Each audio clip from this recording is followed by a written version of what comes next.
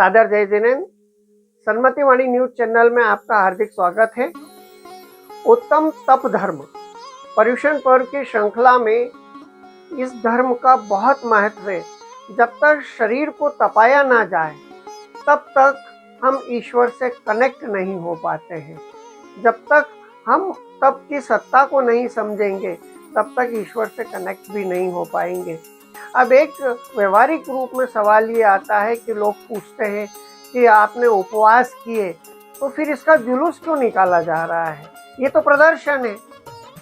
उनका कहना एक हद तक तो ठीक है, लेकिन इसके पीछे भी एक रहस्य छुपा हुआ है।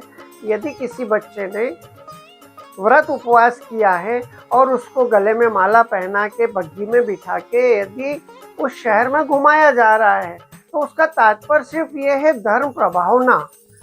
उस बच्चे को देखकर उस शहर के दूसरे बच्चे भी प्रेरणा ले सके कि देखो इसने उपवास किया तो इसका कितना शाही सवारी निकाली जा रही है, मैं भी उपवास करूँगा। अभी तो उसका व्रत को समझने का सिर्फ यही रास्ता है, क्योंकि वो बाल मन है। उसका मूल उद्देश्य क्या है यह तो बड़े होने के बाद ही मालूम पड़ेगा कि तप क्या है, और उसका जो मूल उद्देश्य है कि तप क्या है, तप धर्म क्या है, उत्तम तप क्या है, इस गुण रहस्य को जानने के लिए हम प्रिया जैन के पास चलते हैं और उनसे ही जानते हैं कि उत्तम तप क्या है। और इस भाव नृत्य के माध्यम से हम श्रीमती मिशी जैन को कहेंगे कि कृपया वे अपने भावों से हमें समझाएं कि उत्तम तप धर्म क्या है। आइए।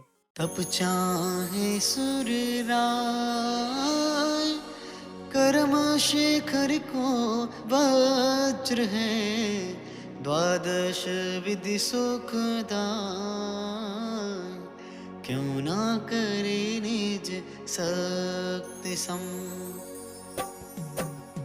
उत्तम तप सब माहि बखाना, कर्म शैल को वज्र समाना। वस्यो अनादिन गोद मझारा, भू विकलत्रय पशुतन धारा। धारा मनुस्तन महादुर्लभ, सुकुल आयु निरोगता। सृजैन वाणी तत्व ज्ञानी, भई विषय पयोगता।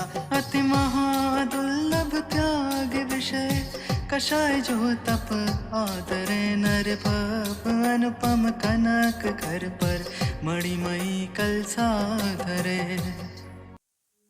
जय जिनेन्द्र। आज 10 दक्षिण धर्म के अंतर्गत तप धर्म 7वें दिवस के अंतर्गत हम लोग तप धर्म की परिभाषा समझेंगे। तप धर्म क्या है वो जानेंगे। उत्तम तप धर्म में उत्तम शब्द है वो सम्यक दर्शन का सूचक कहा गया है। कुंद आचार्य रचित प्रवचन सार में तात्पर्य व्रती टीका पर जिनसेन आचार्य ने लिखा है कि समस्त रागादि पर भावों के इच्छा के त्याग रूप, जो त्याग पूर्वक जो हम स्व में लीन, आत्मा में लीनता होती है, उसे तप कहते हैं। धवला में भी कहा गया है इच्छा का निरोध ही तप है। हम तप की चर्चा में आगे बढ़ते हैं तो तप की बात जब आती है तो हम मुनिराजों को मुख्य कर देते हैं, परंतु मुनिराजों की मुख्यता से तो ये 12 व्रतों की तप की बात हुई है, पर हमें भी तप क्यों करना चाहिए? क्यों श्रावक के लिए 10 दक्षिण धर्म नहीं है क्या? श्रावक के लिए भी 10 दक्षिण धर्म कहे हैं, परंतु जो हमें अभ्यास करने के लिए कहा है, जब हमें कोई चीज अच्छी लगती है तो हम उसे प्रैक्टिस करते हैं, उसकी और प्रैक्टिस करते हैं उसमें परफेक्ट बनने के लिए। तो वैसे ही अगर हमें भगवान बनना है, हमें भगवान बनने के लिए मुनिराज होना है, तो हमें हमारे 10 लक्षण जो धर्म है, हमें जो तप है, उसका अभ्यास अभी से ही करना होगा। तो उसमें मुख्यतः अभी जो तप की चर्चा चलेगी उसमें मुनिराज की रहेगी। तप के जो 12 प्रकार बताए हैं उसमें 6 अंतरंग तप है, 6 बहिरंग तप है। अंतरंग तप और बहिरंग तप के पूर्वक ही जब मुनिराज वितरागता में वृद्धि करते हैं तब वो उत्तम तप धर्म को प्राप्त करते हैं। बहिरंग तप में अनशन जो तप है, मतलब पूर्णतः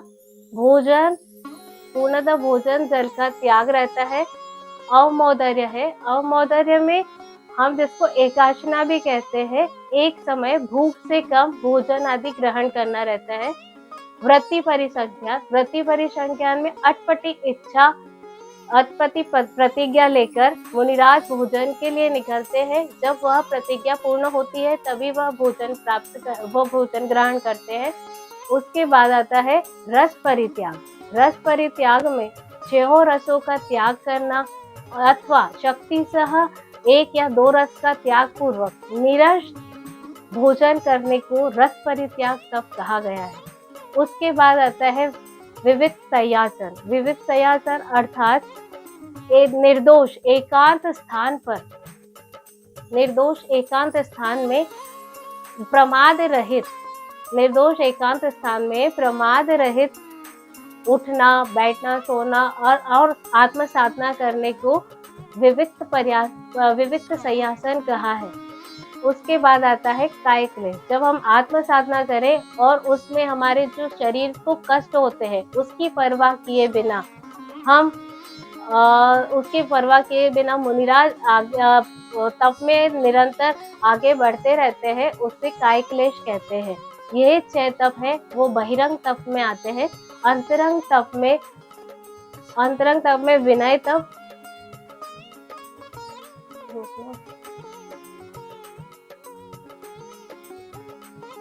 अंतरंग तप से हम फिर से चर्चा करते हैं। अंतरंग तप में 6 तप है, उसमें प्रथम तप है विनय तप।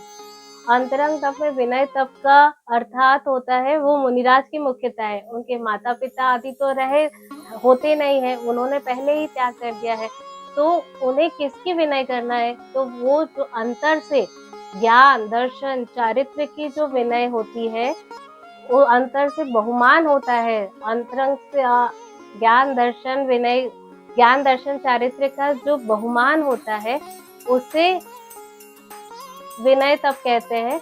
उसके बाद वैयावृत्ति। वैयावृत्ति पैर दबाना या दबाना वैयावृत्ति नहीं है। वैयावृत्ति अर्थात शुद्धोपयोग में लीनता के लिए प्रयत्नशील रहना ही वैयावृत्ति है। मुनिराज की मुख्यता से जब हम चर्चा करते हैं तो पैर दबाना या दबाना ये वैयावृत्ति तप में नहीं आता है। उसके बाद आता है स्वाध्याय तप। स्वाध्याय हम सभी को करना चाहिए, चाहे बच्चे हो, स्त्री हो या बूढ़े हो या जवान हो। स्वाध्याय हर एक के लिए आवश्यकता में 6 आवश्यक में भी लिया गया है। और स्वाध्याय तप अर्थात हमारी आत्मा का ज्ञान प्राप्त करना ही स्वाध्याय तप है।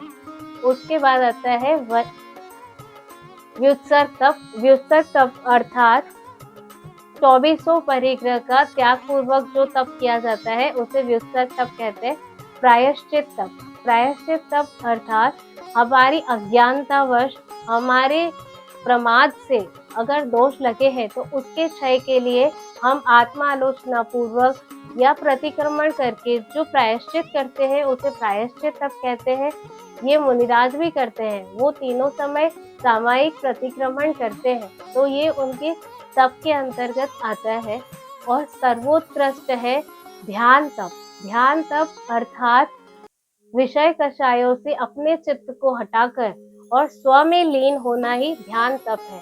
और ये सारे तप जब हम चर्चा में लेते हैं तो अंश से उत्कृष्ट अवमौदर्य, अवमौदर्य से उत्कृष्ट हम व्रति परिसंख्यान को लेंगे। इस तरह उत्कृष्टता बढ़ती जाती है, उत्तरोत्तर उत्कृष्ट होते जाते हैं। और सर्वोत्कृष्ट है ध्यान तप। अगर ध्यान तप में हम अंतर्मुहूर्त तक स्थिर हो जाते हैं तो हमें केवल ज्ञान की प्राप्ति हो सकती है। मैंने आपको तप धर्म के बारे में समझाने का प्रयास किया। आपने क्या जाना, क्या समझे और क्या जानना चाहते हैं ये आप अपने हमारे कमेंट बॉक्स में डालिए। और ऐसे ही अधिक जानकारी के लिए और आगे के सभी धर्मों को जानने के लिए सन्मति वाणी न्यूज़ चैनल यूट्यूब चैनल को आप सब्सक्राइब करना नहीं भूलें।